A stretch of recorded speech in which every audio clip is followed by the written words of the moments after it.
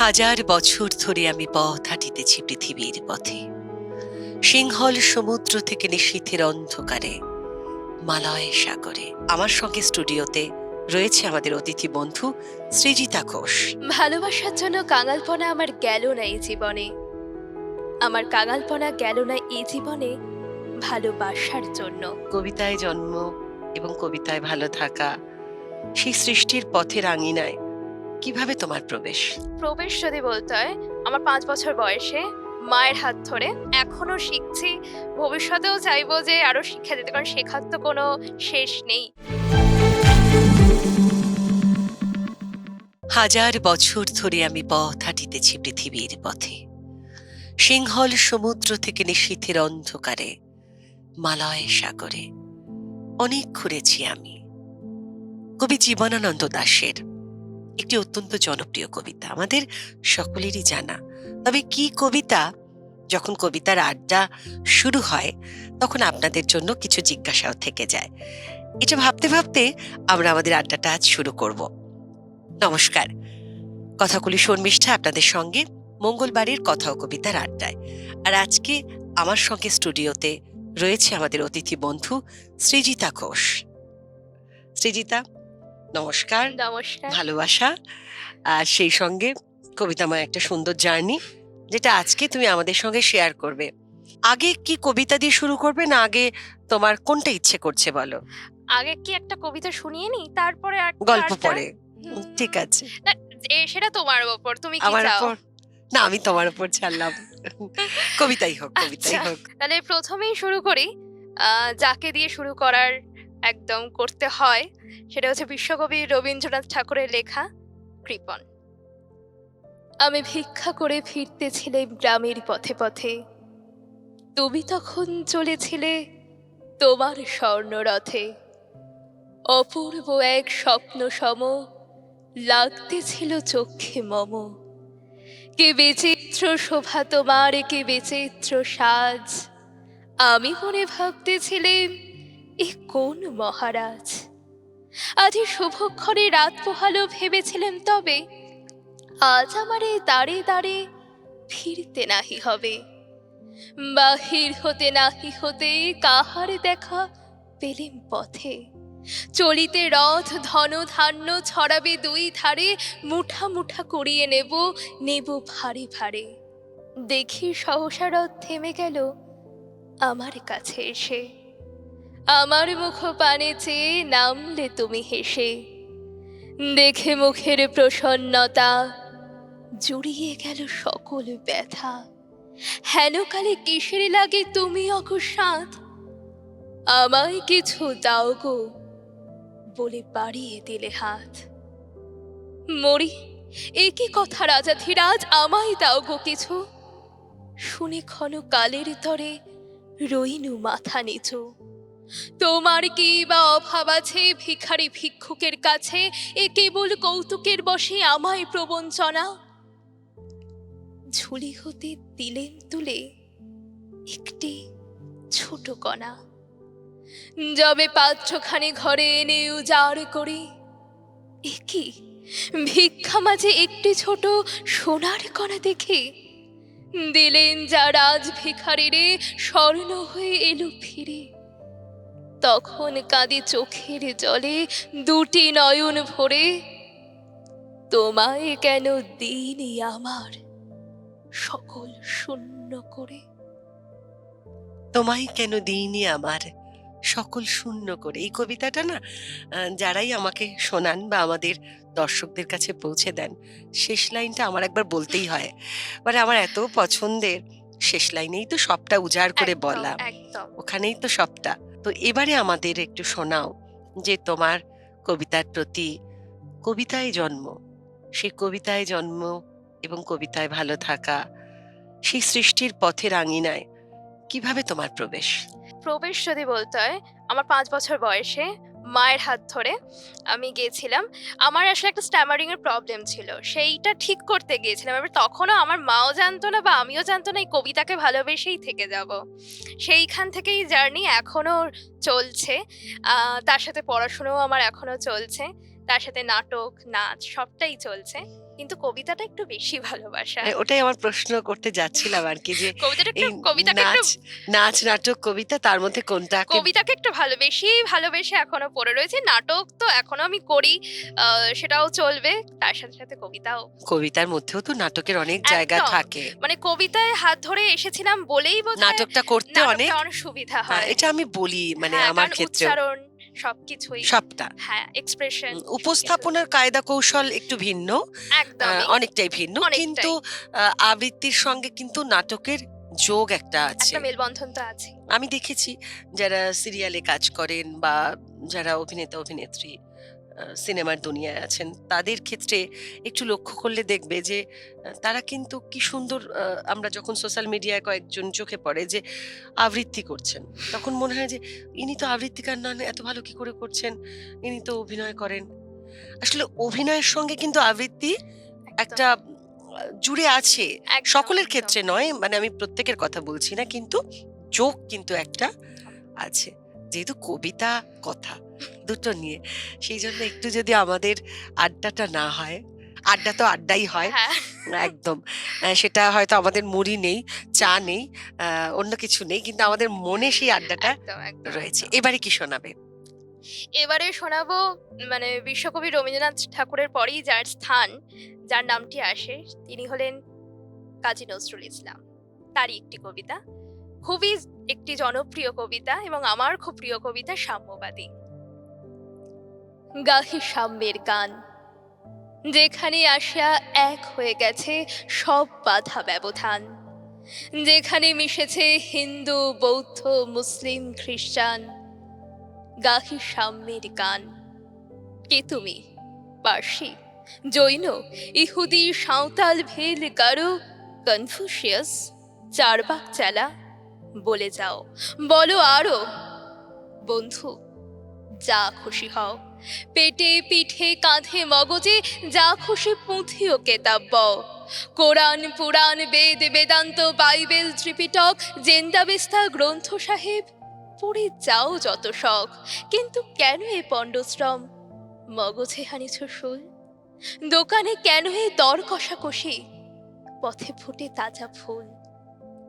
তোমাতে রয়েছে সকল ধর্ম সকল যুগাবতার, তোমার হৃদয় বিশ্ব দেউল সকলের দেবতার। কেন খুঁজে ফেরো দেবতা ঠাকুর মৃত পুঁথি কঙ্কালে? হাসিছেন তিনি অমৃত হিয়ার নিভৃত অন্তরালে। বন্ধু, বলিনি ঝুট, এইখানে সে লুটাইয়া পড়ে সকল রাজমুকুট। এই হৃদয়ে সে নীলাচলে কাশী মথুরা বৃন্দাবন, বুদ্ধ গয়ে জেরুজালেমে মদিনা কাবা ভবন। মন্দির এই মসজিদ এই গির্জা এই হৃদয়, এইখানে বসে ঈশামুষা পেল সত্যের পরিচয়। এই রণভূমে বাঁশিরি কিশোর গাহিলেন মহাগীতা, এই মাঠে হলো মেষের রাখাল নবীরা খোদার মিতা। এই হৃদয়ে ধ্যান গুহা মাঝে বসিয়া সাক্ষ্যমণি ত্যাজিল রাজ্য মানবের মহাবেদনার ডাক শুনি। এই কন্দরে আরব দুলাল শুনিতেই নাওভান, এইখানে বসে গাহিলেন তিনি কোরআনের সামগান। মিথ্যা শুনিনি ভাই, এই হৃদয়ের চেয়ে বড় কোনো মন্দির কাবা নাই। কবিতা শুনতে শুনতে আমরা ডুবে থাকি, কিন্তু ওই যে মাঝে মাঝে আমাদের সময় হয়ে যায় বিরতি নেওয়ার। ফিরে আসছি এক্ষুনি। ফিরে এলাম বিরতির পর। আমার সঙ্গে রয়েছে সৃজিতা, কবিতার আড্ডা, ভালো লাগা এবং অনেক গল্প। আর এই গল্প করতে করতে যারা আবৃত্তির সঙ্গে যুক্ত আছেন তাদের জন্য একটু বলতেই হয়। যারা আবৃত্তি যাপন করতে চান, আমাদের সঙ্গে সময় কাটাতে চান, যোগাযোগ করুন 9433531731 এই নম্বরে। ফিরে আসা তোমার কাছে আবার। অনেকটা সময় তো চলে গেল, তবে আবারও সেই কবিতায় ফেরা, কবিতাকে সাথে নিয়ে। তুমি শেখো কোথায়? আমি শিখি হচ্ছে আমার গুরু শ্রী সাম্য কারফা, হ্যাঁ, আমি ওনার কাছে রয়েছি। তার আগে আমি ছিলাম শ্রীমতী প্রণতি ঠাকুরের কাছে, আমার গুরুমা। আমার বিভিন্ন জনের কাছে বিভিন্ন সময় আরকি তালিম নেওয়া শেখা, হয়েছে। তালিম নেওয়া হয়েছে এবং এখনো শিখছি। ভবিষ্যতেও চাইবো যে আরো শিক্ষা দিতে। কারণ শেখার তো কোনো শেষ নেই। যেকোনো শিল্পেরই বা যেকোনো পড়াশোনা হোক বা যে যেকোনো কিছু শেখানোর পদ্ধতিটা কিন্তু একেকজনের একেক একেক রকম। রকম। হ্যাঁ, এবং মানে বিভিন্ন জনের কাছে বিভিন্ন জনার যেটাকে বলা হয় সেটা শিখছি। শিখে যেতে চাই। ভালো লাগা, ভালোবাসা মিলেমিশে একাকার একাকার। পড়াশোনার সঙ্গে। একদম। তার মধ্যে থেকেও তোমার এই চর্চাটা, এটা মানে এগিয়ে নিয়ে যাও। একদম। যতটা এগিয়ে নিয়ে যেতে পারবে, নিজের দেখবে একটা ভেতরের আলাদা করে একটা না সেই স্মার্টনেস, সেই নিজের আমিকে বোধহয় খুঁজে পাওয়া হ্যাঁ, যায়। একদমই তাই। সেটা কিন্তু সবসময় তুমি অন্য কিছুতে পাবে না, না। এবারে কি শোনাবে? এবার শোনাবো, যেহেতু অনেকক্ষণ ধরে তোমার সাথে পুরোনো দিনের কথা হচ্ছে, একটু পুরোনো স্মৃতির কবিতা শোনাবো। সেটা হচ্ছে মনে পড়ে যায়। কবি সুনীল গঙ্গোপাধ্যায়ের শোনাও। লেখা। ভালোবাসার জন্য কাঙালপনা আমার গেল না এ জীবনে। আমার গেল না কাঙালপনা এ জীবনে ভালোবাসার জন্য। যেসব নদী শুকিয়ে গেছে, মরে ভূত হয়ে হারিয়ে গেছে, যেসব আগাছা ভরা দুঃখী মাঠ উধাও হয়ে গেছে জনারণ্যে, ছেলেবেলার শিউলি ফুল, কার্নিশে আটকানো ছেঁড়া ঘুড়ির ফরফর শব্দ, কিছুই হারাতে দিতে ইচ্ছে করে না, যেন সবাই ফিরে আসবে। আলোর সুরঙ্গের ওপাশে স্মৃতি যেমন ফিরে আসে অন্ধকার মধ্যে, যেমন নবযৌবনা নারীদের উপহাস ঝনঝন করে বাজে ঝর্ণায়, কিছুই হারাতে দিতে ইচ্ছে করে না, যেন সবাই ফিরে আসবে। পুরনো বাড়ির অন্ধকার ঘরের মধ্যে এক বিশাল হাঁ করা শূন্যতা চেয়ে থাকে। আকাশ মিলিয়ে যায়, জোয়ারে ভেসে যায় বন্ধুত্ব, আয়ু। এরই মধ্যে এক দমকা হাওয়া এসে শান্ত ভাষায় প্রশ্ন করে, মনে আছে? তখনই ছটফটে ওঠে বুক, সমস্ত বিচ্ছেদের দুঃখ মনে পড়ে যায়।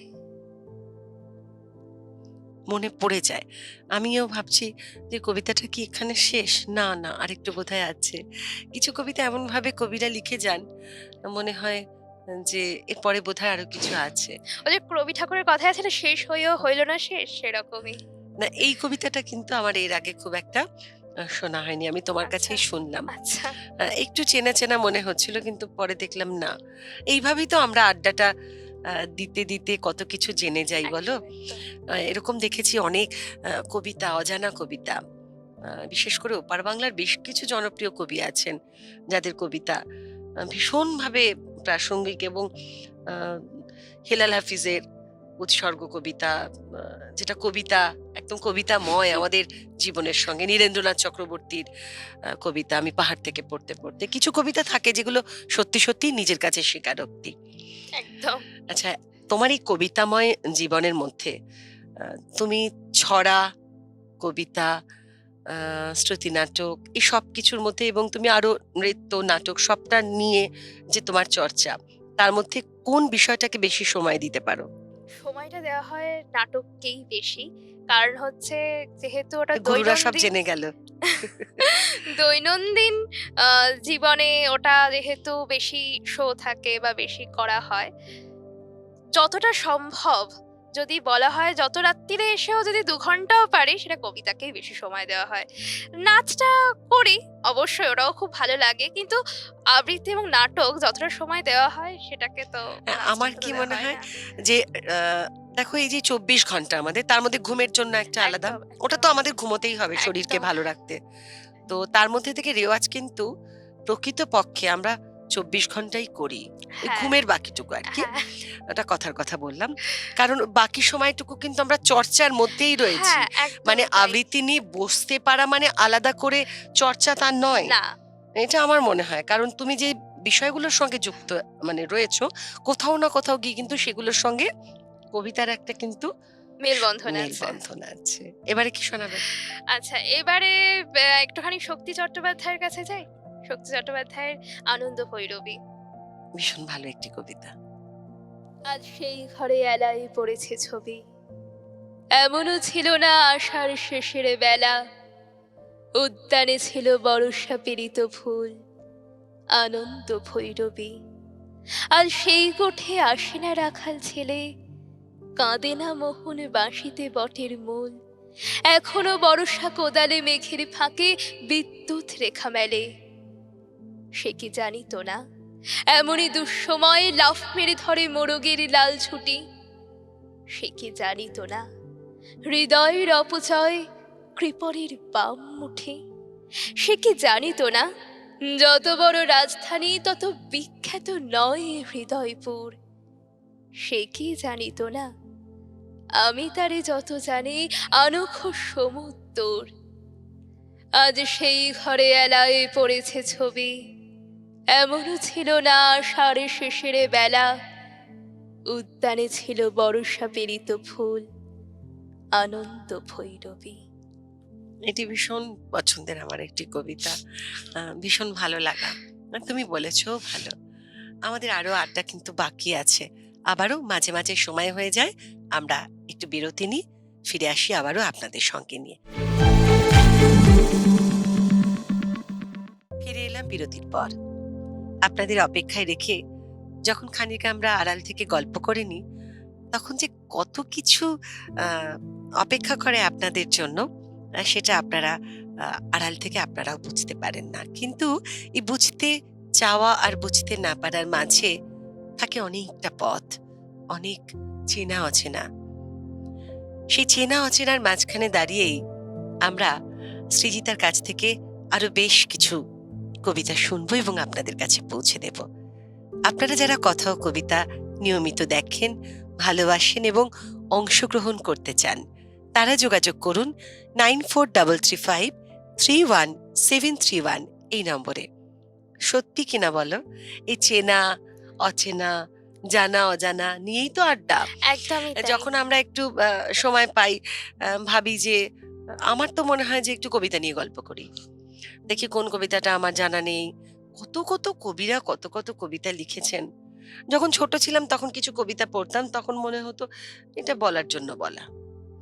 এখন মনে হয় না, এ তো আমার জন্য বলা না, এ সকলের জন্য বলা। আবার কিছু কবিতা আছে যা শুধুমাত্র তোমার নিজের, একান্ত নিজের, যা তোমার পড়তে ভালো লাগে। একদম। আমার যেন মনে হয় বিভিন্ন বয়সে, মানে ধরো আমি যখন 5 বছর বয়স ছিলাম তখন একরকম, তখন যেভাবে বীরপুরুষকে পড়তাম, এখন সেই এখন সেই বীরপুরুষ কিন্তু আমার কাছে অন্যরকম। আর বলবার ধরনও বদলেছে। বলবার ধরনও বদলেছে এবং হয়তো 30 বছর বয়সে গিয়েও অন্যরকম হবে। দেখ, আমরা বয়সটাও খানিক জেনে গেলাম। না, ও তো পড়াশোনা করছে এখনো, অনেকটাই ছোট, এবং সেই অল্প বয়সের জার্নি, মানে তোমার এই যে পথ চলা, সেটা এখনো অনেকটা বাকি। সুতরাং এমনিতেই আমরা বলি যে শেখার বয়স নেই, তারপরে তোমার তো এখনো অনেকটা পথ যেতে হবে। আগামী দিনে কি ভাবনা চিন্তা আছে? ভাবনা চিন্তা বলতে দেখো, আমি ওই ভাবনাটা জানতে চাই না যে ভাবনা সকলে বলে। আমি জানতে চাইছি তোমার ভেতরের সেই অদম্য ইচ্ছা শক্তি, যেটা দিয়ে সত্যি সত্যি তুমি সেই জায়গাটায় ছুতে চাও। একজন বাচিক শিল্পী হব, একজন এটাই একজন প্রতিষ্ঠিত বাচিক শিল্পী হব, এবং তার জন্য মানে আমি নিয়মিত চেষ্টা চালিয়ে যাচ্ছি। হয়তো যেটুকু মানে যেটা করা দরকার, হয়তো সেটা করা সম্ভব হয় না সব সময়, কিন্তু করে দিতে চাই আর কি। আবৃত্তিকার হতে চাও, বাচিক শিল্পী হতে চাই, নিজের পরিচয়ে পরিচিতি, একদম একদম। এটা তো দরকার। আচ্ছা, তাহলে আমরা তোমার জন্য অনেক অনেক শুভকামনা জানিয়ে রাখি। হ্যাঁ, অনেক ভালো থেকো তুমি, কবিতায় থেকো, সৃজনে থেকো। যেহেতু আমরা শেষের দিকে, এবারে কি শোনাবে? এবারে শোনাবো মৃণাল বসু চৌধুরীর লেখা একটি কবিতা, যারা সৎ ছিল। যারা সৎ ছিল, সৎ ছিল, অসৎ নয়। শোনাও। যারা সৎ ছিল তারা ঠিক সতর্ক ছিল না। তারা চেয়েছিল স্বপ্ন বাতাস তীব্র স্বাধীন থাকুক, ভেজা মাটি থেকে ইচ্ছে মতো উড়ে যাক মশা, পাখিদের ডানায় চমুক স্মৃতি, সাবলীল রোদ থেকে যে যেমন চাই উজ্জ্বলতা মেখে নিক, উল্লাসে কাঁপুক চরাচর, অসংখ্য ফুলের নীল মিশে যাক সমুদ্রের নীলে, উদ্দাম তরঙ্গ থেকে রং নিয়ে আলো নীল সাজুক আকাশ, ভগ্নস্তূপ থেকে ধুলো ছেড়ে নিয়ে মানুষেরা বেরিয়ে আসুক।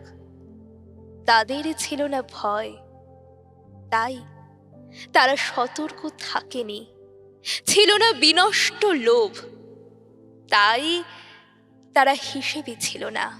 মুঠো ভরা অবিশ্বাস, সাবধানী নিয়ত সজাগ চোখ, বিড়ালের নিঃশব্দ গোপন খেলা, তৃষ্ণার্ত পৌরুষ, এ সমস্ত আয়ত্তে ছিল না। তাই বারংবার হাওয়া এসে ছিন্ন ভিন্ন করে দিয়েছিল তাদের বসতি। যারা সৎ ছিল, নিজের সপক্ষে তারা কিছুই রাখেনি। দারুণ, কিন্তু ভীষণ ভালো বলেছো কবিতাটা। তাহলে আমরা একেবারে শেষে এসে পৌঁছেছি, শেষ লগ্নে, আজকের মতো শেষ লগ্ন। আচ্ছা। তোমার যাত্রাপথ এখনো অনেকটা।